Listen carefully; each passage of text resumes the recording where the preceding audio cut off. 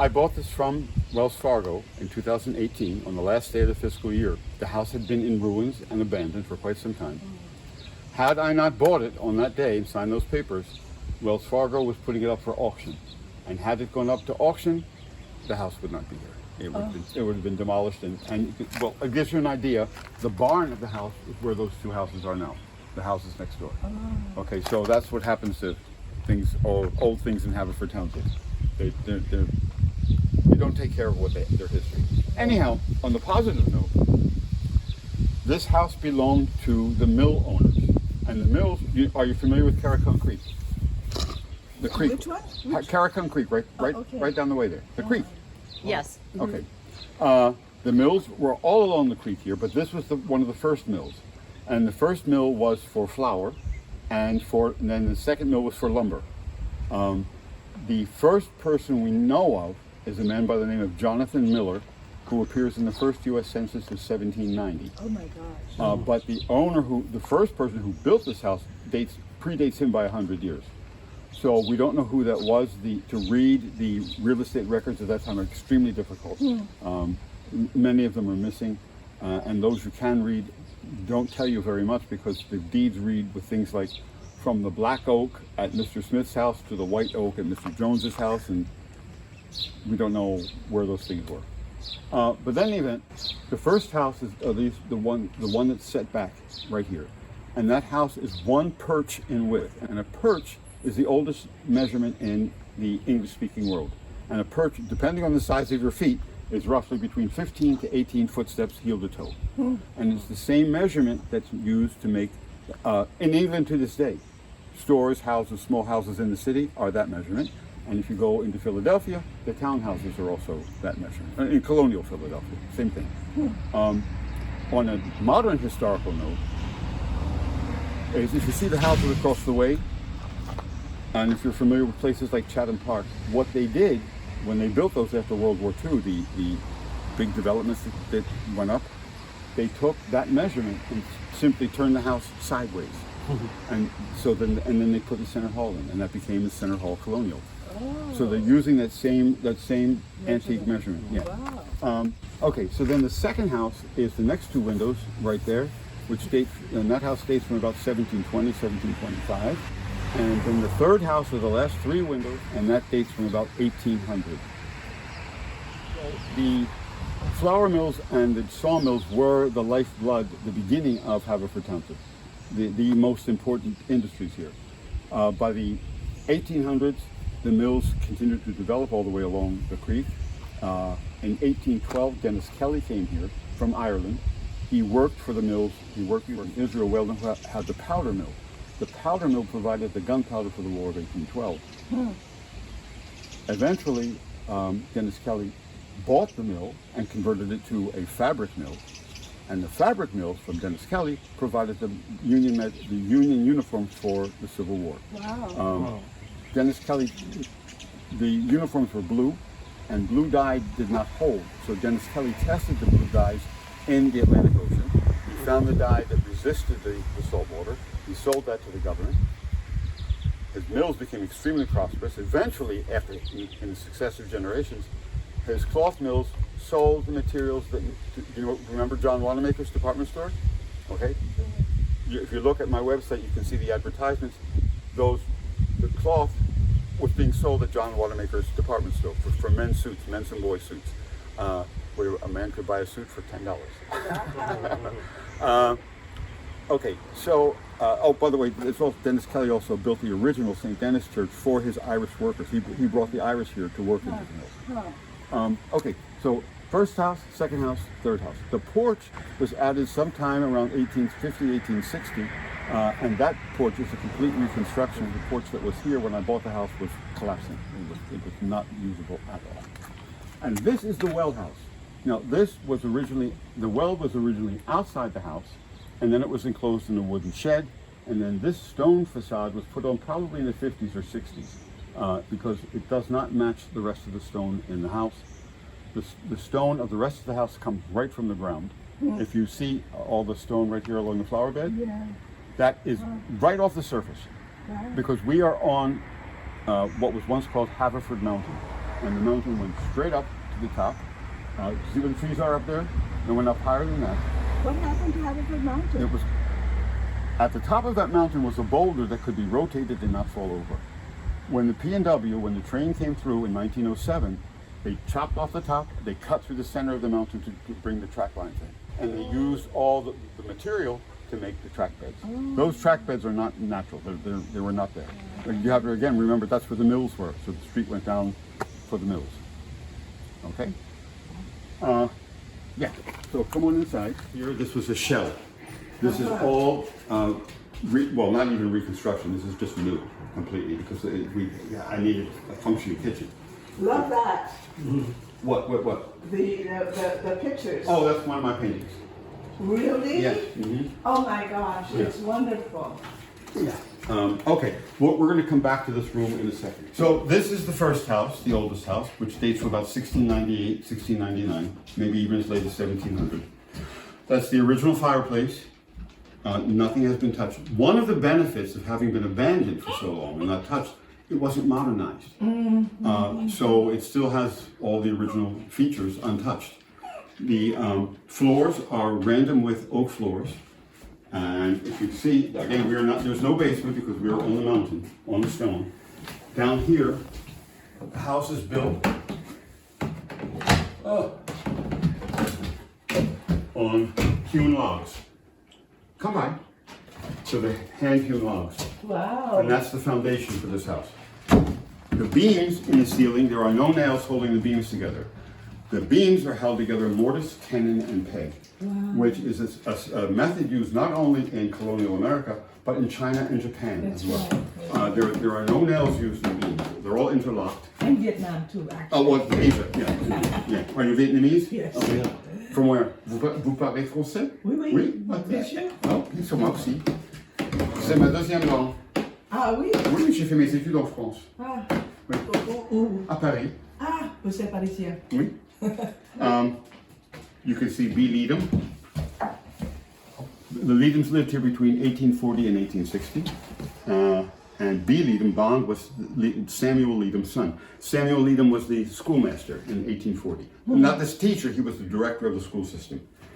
This is a tenon, so the mortise would fit on top and then the peg would hold the pieces together.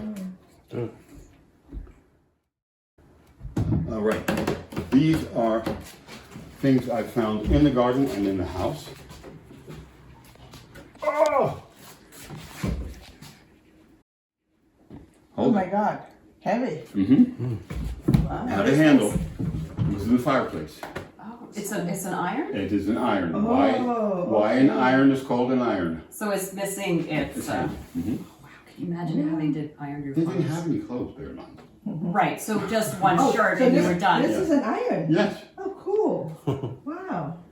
So that is a 17th century iron. And then here's 17th century. over here is a 19th century iron. These are all things found in the garden. Hand cut nails. Yep, each nail. God. They would, Iron too, of course, right? yes, iron. They would beat out a ribbon of iron, then slice them down, and then hammer the sides. Each.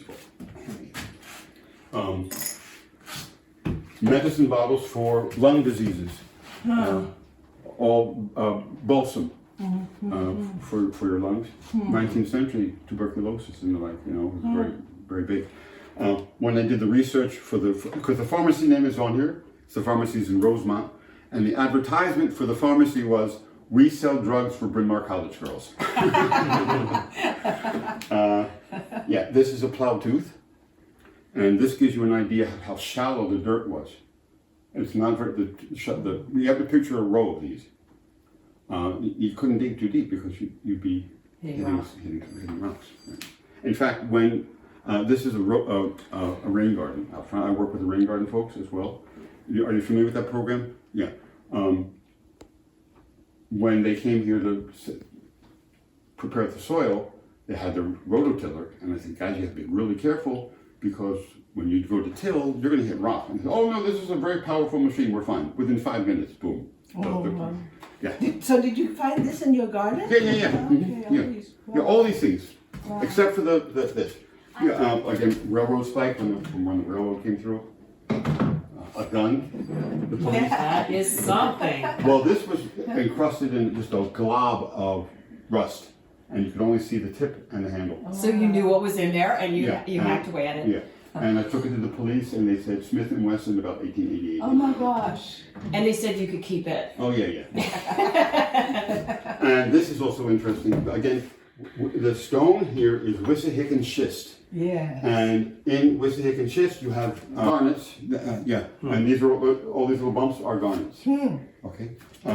The room is set up as best I could imagine for the 17th and early 18th century. There's no glass. There's no chinaware. This is all tin pewter. The spinning wheel was a donation. And I always tell children get a. Do you know the Sleeping Beauty story? Yes. Okay. Do you know where she pricked her finger? It has nothing to do with that wheel. Is Over it the here. spindle? Over here.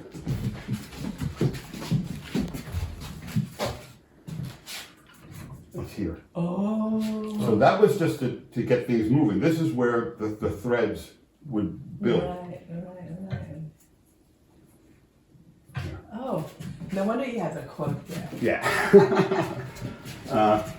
The closet was probably used for just storing household things. This closet, and we're guessing here, was probably for sugar or spices, things that were expensive and they didn't want the mice and the rats to get to. All right, going up the steps. Okay, this room was probably the worst room of the house.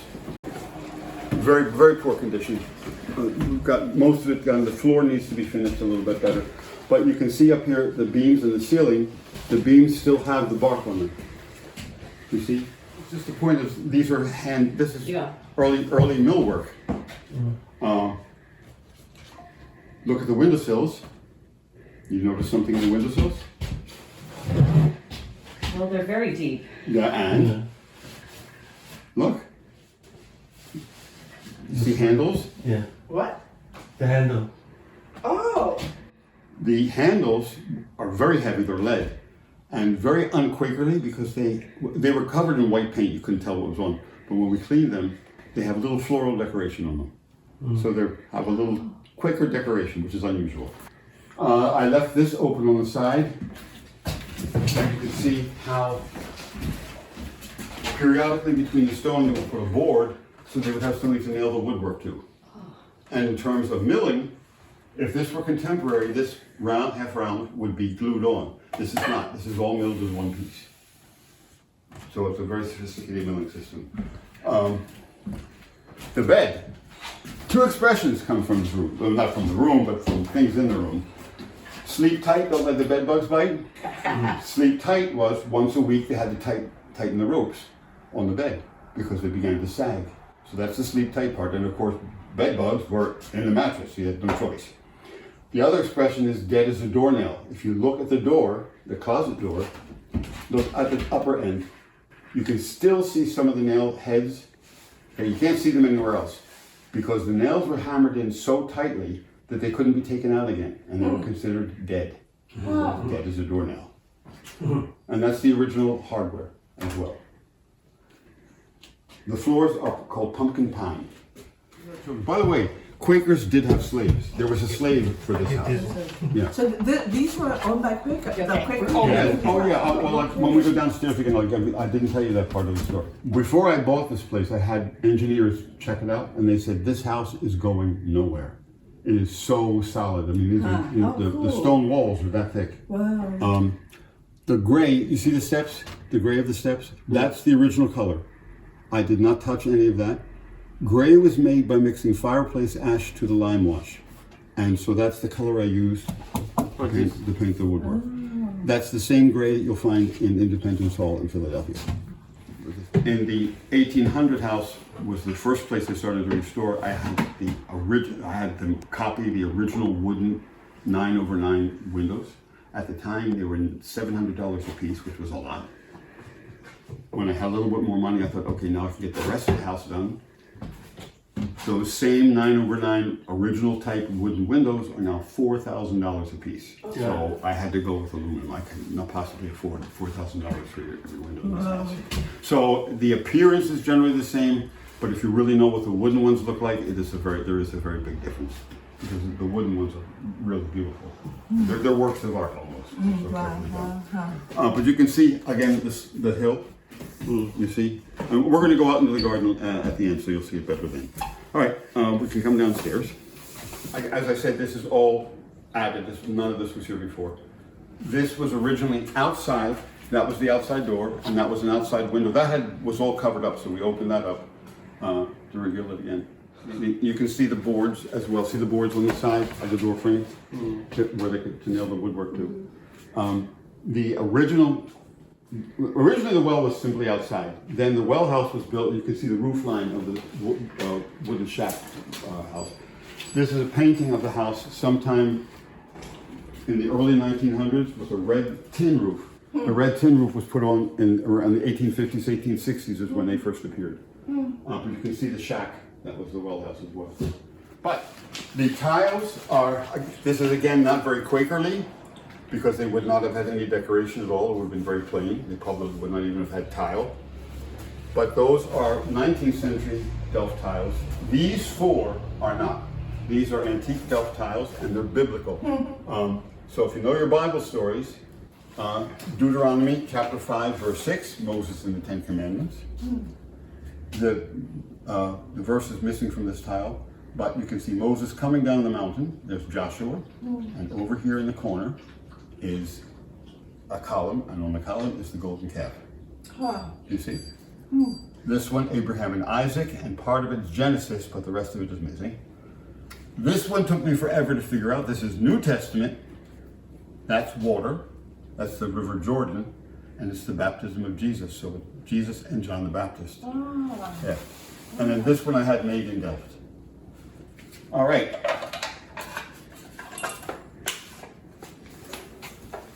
Oh, old ladies. Boom. There you go. Water. Yep, that's the well. Wow. So now if you look, that back wall is man-laid stone. They put that in at some point. But this side is the natural grotto. So this springs up naturally from the ground, from underneath the rock. The water level goes up and down. You can kind of see some of the other waterline marks in the stone. But it connects underground and connects to Caracon Creek. Is it okay to drink that water? No, because of the runoff. You know, even in those days, it was not good. You know, they mixed their water with beer or brandy, gin. By the 19th century, gin became a real problem. People pretty much figure that people in the colonial times went around with a little buzz almost all day long, because they couldn't drink the water straight. So they had to mix it with beer or some kind of alcohol. Well, first of all, Penn gets the land from Charles I, the king, because it's called Pennsylvania, not for William Penn. Penn wanted to simply call his new colony Sylvania, but King Charles said, no, we're going to name it after your father. We'll call it Pennsylvania. And King Charles I owed William Penn's father an enormous debt. He did, but of course he had no money, so he said, I'll give you this land in the New World, part of the British Empire, and take you and your Quakers and get out of here. A group of Welsh Quakers came to Penn and said, we would be interested in buying property in your new colony, but we want to have a Welsh barony, we want a Welsh laws, we want Welsh speaking, we want Welsh teachers, we want a Welsh Quaker meeting house. Penn agreed verbally. They settled here, and we have the list. We have the names and lists of all the people who did. And it was a little bit of a pyramid scheme, because I would buy the first 5,000 acres. And by the way, if I bought 5,000 acres, I also got a free townhouse in the city. It was a special deal. But then I would take my 5,000 acres and sell you 3. And then you would take 3 and sell you 2. And you take your 2 and sell you 1. So it was everybody makes a buck kind of situation.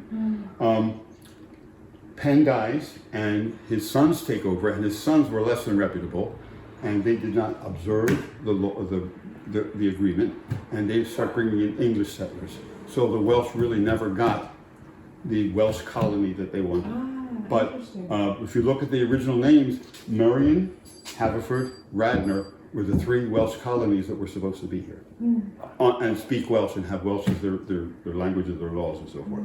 But it never happened. But in my own time, it took me over 5 years. But if you see that document right there, the house is now on the National Register of Historic Places. Cool. It took me Congratulations. years of documentation, research, paperwork, and government bureaucracy to get it, but I finally did this past February. Wow. Congratulations. Yeah. And this is not an exaggeration or a joke. The instructions for the application had instructions. You had instructions for the instructions. No joke. Yeah, it was crazy. All right, this room is around 1720. This is the second portion of the house. If you look at the woodwork, it's much more sophisticated. We now have china and silverware. So again, trying to imitate as best I can from what I know historically they may have had. This is the beginning of China import. Why China is called China. Around 1812, an enormous amount of goods were being brought in from China, and if you had any kind of money, you certainly wanted to have some Chinese dishware and furniture pieces. And this is the blue that's from China. Well, This is Blue Willow. This is Blue Willow. This is Japanese, made after World War II. Huh. These are the imitations. Huh. I've been looking at the true blue Cantonese. Pretty expensive. All the artwork in this house is from my own collection. It is all original artwork. There's no fake stuff here. This is the real thing. So did you do that? I did the painting. Right. I am a painter. I mean, if you saw the still life in the kitchen, that's one of my pieces. You're a painter and a writer too. Yeah. A historian. Yeah. Got to do something. So what I try to recreate is using the colonial method, a very primitive, very simple painting. So whether it were trees or just little lines and the like, the house and the powder mill, which the ruins of the powder mill are still there, which the township does nothing about. And that is from a photograph of the water mills here along the creek. Wow. So that is pretty much what it looked like. Wow. Yeah. Amazing. This is a portrait by Edwin Landseer, who was Queen Victoria's favorite portrait artist, and again, this very period. Late 18th, early 19th century. Okay. The painting is mid-19th century. In terms of restoration, see this whole cabinet, this whole section in here? Completely demolished. You can still see that wall where the plaster is cracked. A carpenter volunteered to rebuild it. He remade, these are all handmade based on what was originally here. His only payment was, could he have some of the old wood that was up in the attic in the 3rd floor? And so it was a wonderful thing. But I've had a number of people volunteer to do different kinds of projects for me. So this is my garage, cellar, storage area. This gives you an idea of what I moved into. This is what the whole place looked like. But the important thing here is you can see how the mountain comes right into the house. You see the stone? Yeah.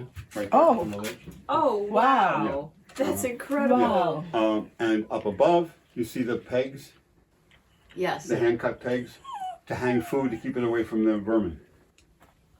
Yeah. Oh, the shutters, those are the original shutters. Lead white, obviously very toxic, and arsenic green, because they thought it would keep the vermin and things away. Arsenic green was used well into the late 1800s in food, in clothing, wallpaper, house paints, all kinds of things. Yeah, nuts. Yeah, it was very fashionable to serve food, especially things with almond paste, and color the almond paste with green made. Wow. So, see the porch is actually my favorite room in the whole house. I read out here every night when the weather's good. So look at this. Couple curious. First off, the ceiling is not historically accurate because it should be painted green. That's what the original was. But I was not going to paint that beautiful woodwork green. This used to be called Echo Hollow because, and you'll see this when you're in the garden as well, a person can be walking down the sidewalk across the way, having a normal conversation. You can hear every word they're saying. Wow. Because you are in the same physical situation of a Greek theater, you know, where the sound is perfectly maintained. Wow. Plus you have all the stone, which helps. Exactly. Right. Yeah. That's cool. You can hear the conversation? Oh yeah, absolutely. Oh my gosh. Yeah, and then people don't realize it. The funniest ones are the people who are talking on their phone, have nobody else with them, and they're talking full voice as they're walking along. And it's like, who are you talking to? I did this, one of the first rooms I did. This is Williamsburg red from the Williamsburg paint collection they use in Williamsburg. At the time, it was $80 a gallon. Oh my goodness. Yeah, I don't know what it could possibly be now. Yeah. What a stunning choice. Yeah. I love this blue. Oh, okay. All right. Now we're again. First of all, to build a room this size in 1800, you have arrived, and you have to remember, Jonathan Miller owned the mills, the flour mill, and the lumber mill. He owned his farm, 400 acres. He had a black slave. He also owned Buck Tavern, which was just across the street from where the Acme is in Bryn Mawr. If you're familiar with, if any of you remember where Buck Tavern was, again, this township that had been demolished.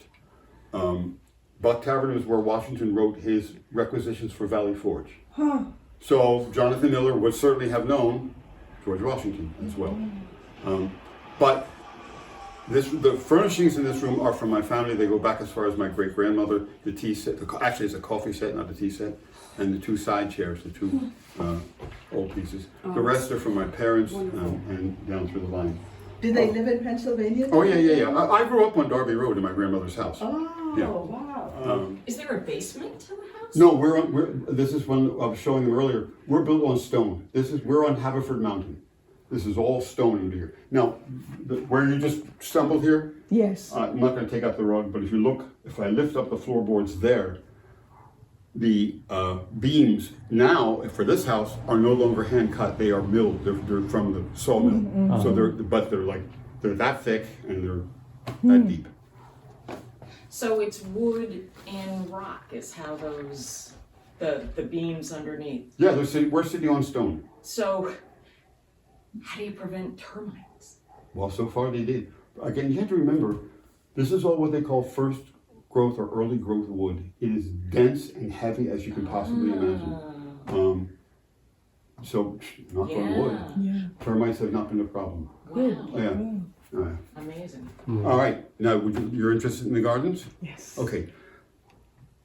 Come on upstairs. When I bought this property, this was nothing but weeds higher than yourself, poison ivy, dead trees, a disaster, on a steep slope that was impossible to walk up. First 2 years it took me just to clear it, to get all the dead trees, all the stuff out of the way. Then I terraced it, and then gradually planted it. Now the plantings are Lowe's specials. Oh, To plant I this like those too. in the fall, 75% off. So there's no consistency as far as the planting is concerned. It's whatever was on sale is what's up there. The one thing I do try to maintain is I try to leave as many natural flowers, natural wildlife flowers as I can. So you see the primrose, the yellow primrose, over here the purple vervain. And I just let them do what they do. They grow wherever they grow, because the seeds seem to be collect in the air, and they land up against the side of the hill. Now there's a little right behind that rose bush. There's a little pond right there. When this is in flower in June, it is spectacular. Those are all roses up through there, around here. Yeah. So do you know which seeds have introduced themselves here? Oh, well, the vervain. Okay. The butterfly bush, self-seeded. Introduced itself. Yep. Oh, they pop up all over the place around here. The other thing I have here are colonies of groundhogs. There are at least two. The groundhogs make three entrances to their dens. One to get in and out, another one to escape, and another one is their lavatory. They're very clean animals, but they eat everything. And I have another set out in front and another set in the far end. So anyhow, my vegetable and fruit garden is just over there on that side. Wonderful eggplants, squash, fantastic. This year, because of the cold we had, that frost we had in the spring, not just me, everywhere in this area, no cherries, no peaches, no apples, no fruit trees at all. It was not a good year. This is north. So the house is a bank house built against the north wall of, well, I guess it would be the south wall, because that's where the north wind comes from. So it keeps the house warmer. This house is, I'm its caretaker. I'm not its. On paper, I'm its owner, but it belongs to history. It belongs to the neighborhood. It belongs to Haverford. So it's up to whoever comes next to keep it up.